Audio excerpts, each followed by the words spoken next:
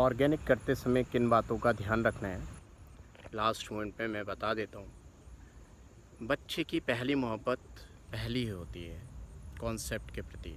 वो inductive fact पढ़ता है और इंडक्टिव फैक्ट को ही सबसे पहले क्वेश्चन में लगाता है, जबकि ध्यान रखिएगा सभी लोग, रेजोनेंस सबसे पहले लगाना है। और रेजोनेंस अगर याद भी रहा तो आप रेजोनेंस बैक बॉन्डिंग भूल जाते हैं।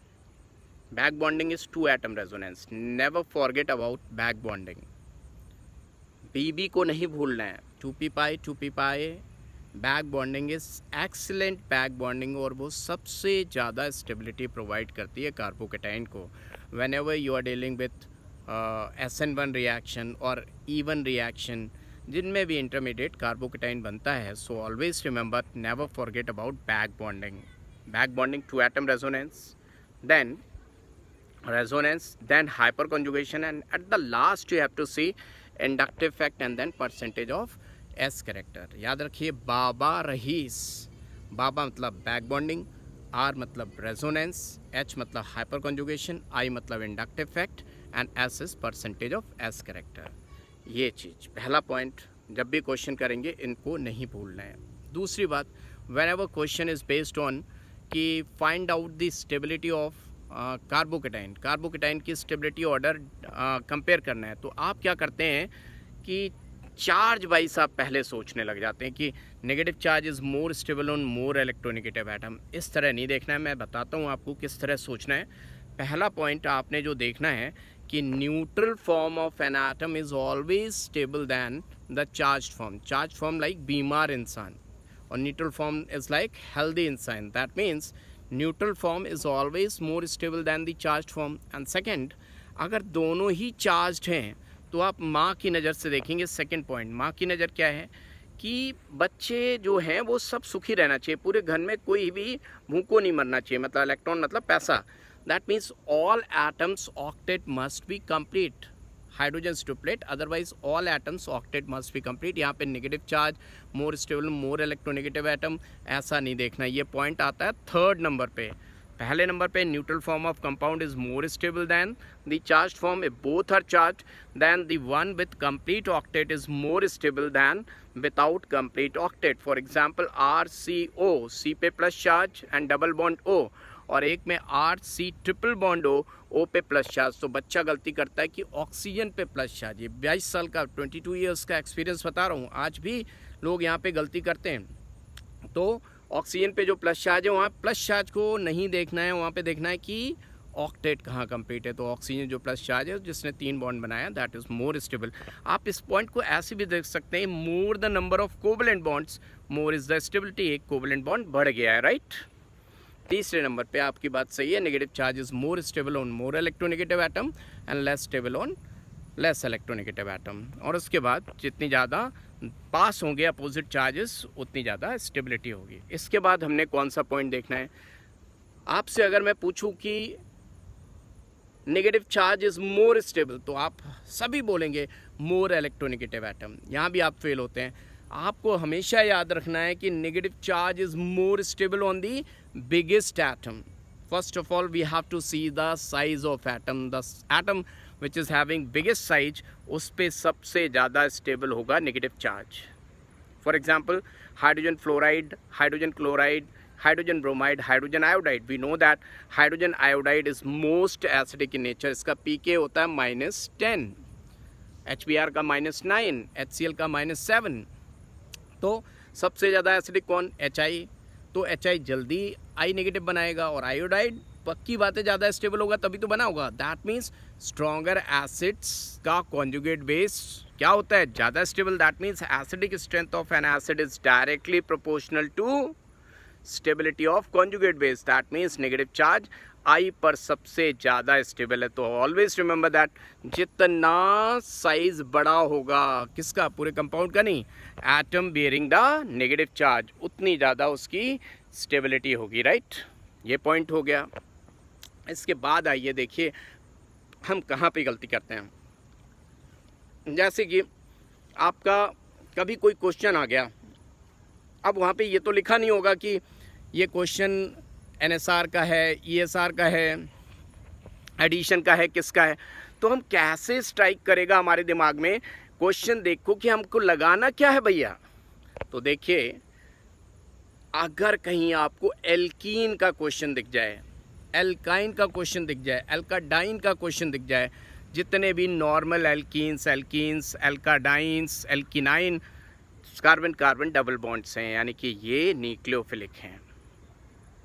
अब इन न्यूक्लियोफाइल्स पे इलेक्ट्रोफाइल अटैक करेगा। दैट मीन्स ये एडिशन के एग्जाम्पल हैं, क्योंकि पाई बॉन्ड है तो वो सैचुरेटेड बनेंगे, तो इलेक्ट्रोफिलिक एडिशन रिएक्शन के एग्जाम्पल हैं। इन पे कोई इलेक्ट्रोफाइल अटैक करेगा, HBr, HCl, Br2, Cl2, ऐसे कोई भी चीज़ अटैक करेगी, राइट। मान लो आपको कहीं एल्डिहाइड कीटोन या कार्बोनिल कंपाउंड, जहाँ भी CO कार्बोनिल ग्रुप हो, ये अनसैचुरेटेड नहीं होता। CO is not an example of unsaturated. C double bond C या C triple bond C is an example of unsaturation. तो कार्बोनिल ग्रुप कहीं दिख जाए आपको, तो समझिएगा वो क्या है, खुद इलेक्ट्रोफाइल है, न्यूट्रल इलेक्ट्रोफाइल का एग्जाम्पल है। That means it will undergo nucleophilic addition reaction. Addition यहाँ भी होगी, लेकिन न्यूक्लियोफाइल अटैक करेगा। न्यूक्लियोफाइल कैसा, HCN का CN नेगेटिव, सोडियम बाइसल्फाइड ये अटैक करेगा, ग्रिग्नार्ड रीजेंट अटैक करेगा, वाटर हालांकि अनस्टेबल बॉन्ड होगा, अल्कोहल का भी अनस्टेबल होगा लेकिन अटैक करेगा, राइट। या हाइड्रोजन और उनके डेरिवेटिव्स अटैक करेंगे। अब मान लो कहीं आपको बेंजीन दिख जाए, बेंजीन, नेफ्थलीन या बेंजीन का कोई डेरिवेटिव, कोई भी डेरिवेटिव दिख जाए, जैसे बेंजीन के डेरिवेटिव में सबसे ज़्यादा रिंग एक्टिवेटिंग होता है फिनॉक्साइड, जिसका नाम होता है फिनोलेट, प्यार से लोग फिनेट बोलते हैं, मैंने इस पर गाना भी बनाया था। फिनॉक्साइड ओ फिनॉक्साइड, निकनेम तेरा क्यों फिनेट, ये गाने उस पर बाजीगर ओ बाजीगर, फिनॉक्साइड ओ फिनॉक्साइड, निकनेम तेरा क्यों फिनेट। MRI से, MRI मतलब mesomeric effect, resonance, inductive effect, इकलौता कंपाउंड है जो तीनों से इलेक्ट्रॉन देता है बेंजीन को।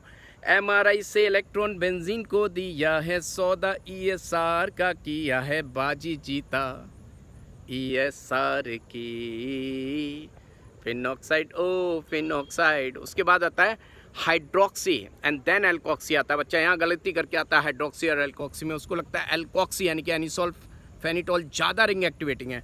बॉन्ड एंगल जितना ज़्यादा होगा, परसेंटेज ऑफ एस करेक्टर ज़्यादा होगा और इलेक्ट्रोनेगेटिविटी उतनी ज़्यादा होगी। तो याद रखिएगा हाइड्रोक्सी बेंजीन का ESR पहले होगा as compared to alkoxy benzene, right. चलिए, तो ऑर्डर क्या है, सबसे पहले फिनॉक्साइड, देन NH2 NHR यानी कि एनिलीन, एनिलीन डेरिवेटिव्स, और then hydroxy benzene that is phenol, then alkoxy benzene, and then acetanilide NHCOCH3 NHCOR and then OCOR and then alkyl derivatives and then जिनके पास alpha hydrogen alkyl हैं वो, and then benzene and fluorobenzene बराबर हैं, क्योंकि fluorobenzene का जितना ज़्यादा minus आई है उतना ही प्लस है, तो दोनों की बराबर है। Otherwise halogens ring deactivating groups हैं। ये इकलौते हेलोबेंजीन्स ऐसे हैं जो रिंग डीएक्टिवेटिंग होते हुए ऑर्थो पैरा डायरेक्टिंग हैं। That means all ortho and para diactors are ring activating except halobenzenes. Halobenzenes are slightly ring deactivating compound but still ortho and para diactors. Are you getting my point? अब यहीं पे question आता है, aniline का Friedel craft alkylation acylation नहीं होता, क्यों? क्योंकि उसका सॉल्ट बन जाता है। अब सॉल्ट क्यों बनता है? जब भी ऑर्गेनिक केमिस्ट्री में इलेक्ट्रोफिलिक न्यूक्लियोफिलिक रिएक्शन हो और एसिड बेस्ड रिएक्शन हो, always give preference to acid based reaction, क्योंकि वो फास्ट रिएक्शन होती है। तो NH2 के लोन पेयर पे अटैक कर देगा इलेक्ट्रोफाइल एसिड बेस्ड रिएक्शन करके और सॉल्ट बन जाएगा।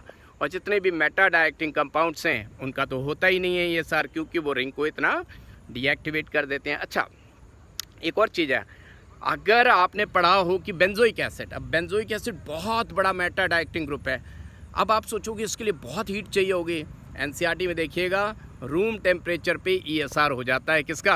बेंजोइक एसिड का। लंबी बात है लेकिन आप टिक कराना कि बेंजोइक एसिड का ESR electrophilic substitution reaction room temperature पर हो जाता है।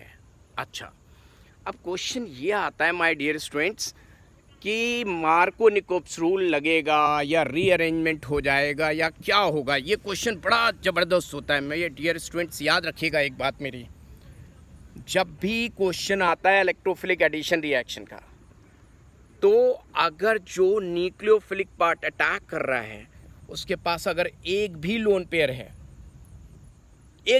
है, तो वो ब्रिज कार्बोकेटाइन बनाएगा, मतलब 3 मेंबर्ड रिंग बनाएगा। फॉर एग्जांपल Br2 में से Br प्लस अटैक करेगा, उसके पास लोन पेयर है, वो दूसरे कार्बन के साथ भी एक रिंग बना लेगा, 3 membered ring. This 3 membered ring is highly unstable, but ये रीअरेंजमेंट नहीं होने देगी। Rearrangement means no rearrangement will take place.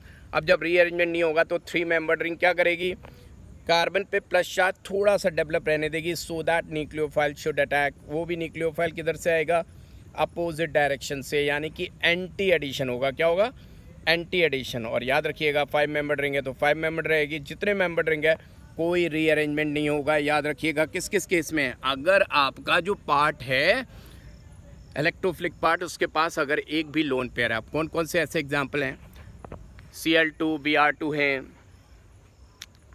Mercury है, जहाँ भी OMDM रिएक्शन की बात करते हैं मरकरी आ जाए वहाँ कभी भी रीअरेंजमेंट नहीं होगा। और कौन इसके एग्जाम्पल हैं, जितने भी HOX हैं, HOCl, HOBr, HOI हैं, हाइड्रोक्सी एलाइड्स, HOF तो एग्जिस्ट ही नहीं करता रूम टेम्परेचर पे, तो HOCl में याद रखना कि Cl पॉजिटिव चार्ज है, HOBr में Br पॉजिटिव, HOI में I पॉजिटिव, ये अटैक करेंगे तो ये हेलोनियम आयन यानी कि 3 मेंबर्ड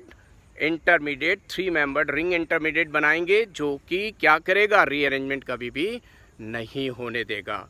अब रीअरेंजमेंट किस में होगा, HX की रिएक्शन हो जाए एल्कीन एल्काइन से, लाइक HBr HCl, तो H प्लस के पास तो भैया लोन पेयर है नहीं, तो ये रीअरेंजमेंट करने देगा, राइट।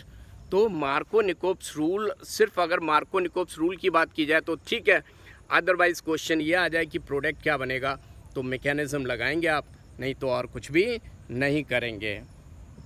आई होप सारी बातें आपको समझ में आ गई और ये फंडा अपनाएंगे तो फुल मार्क्स आप पाएंगे, राइट। All the best.